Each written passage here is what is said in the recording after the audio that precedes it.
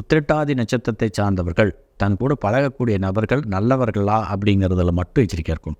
ஏன்னா ஒரு கூட்டாக ஒரு தொழில் செய்கிறாங்க அப்படின்னு கேட்டிங்கன்னா, இவங்க 100% 100% அந்த அர்ப்பணிப்போடு செய்வாங்க.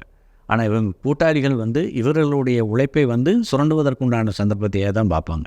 சில நேரங்களில் இதெல்லாம் இவங்களுக்கு மிகப்பெரிய தொழில் ரீதியான பின்னடைவை சந்திச்சிருக்குது. கூட்டு தொழில் செஞ்சு மிகப்பெரிய அளவு பாதிப்பு சந்திச்சிருக்கிறாங்க, இழப்புகளை சந்திச்சுக்கிறாங்க.